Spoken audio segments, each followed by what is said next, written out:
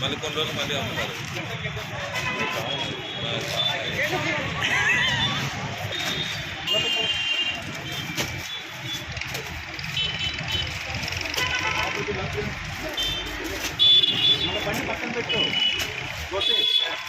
మన బాపట్ల పట్టణంలో ఈ 120 మైక్రాన్స్ తక్కువ ఉన్న ఆల్ షాప్స్ యజమానులు పిలిచి మీటింగ్ పెట్టాము.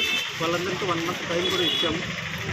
ఇచ్చినప్పటికీ కూడా ఏమాత్రం వాళ్ళు గవర్నమెంట్ ఇన్స్ట్రక్షన్స్ ఫాలో కాకుండా లార్జ్ స్కేల్లో మొత్తం 120 మైక్రాన్స్ తక్కువ ఉన్న ప్లాస్టిక్ని తీసుకొచ్చి అమ్మడము, అదేవిధంగా చిల్లర వ్యాపారస్తులకు మనం ఇన్స్ట్రక్షన్స్ ఇచ్చి వాళ్ళు ఫాలో అవుతున్నా కూడా వీళ్ళు ఫాలో కాకపోవడం వల్ల మన పట్టణంలో ఈ 120 మైక్రాన్స్ కన్నా తక్కువ ఉన్న ప్లాస్టిక్ వల్ల పర్యావరణం దెబ్బతింటా ఉంది. అదేవిధంగా శానిటేషన్ కానీ అన్ని రకాల దెబ్బతింటా ఉంది.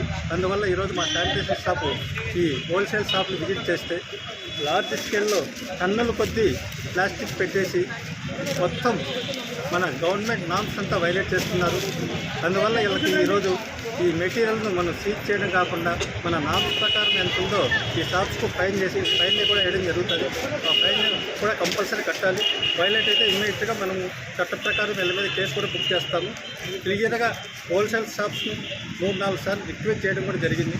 కానీ పట్టణానికి ఇల్లు సహకరించకపోతే మన ప్లాస్టిక్ అనేది ఖచ్చితంగా 120 మైక్రాన్స్ కన్నా తక్కువ ఉండేది ఎటువంటి పరిస్థితులు అమ్మకూడదు. కాబట్టి అందరూ ఖచ్చితంగా ఫాలో కావాలని మన పట్టణ ప్రజలను కోరుతున్నాను. Thank you.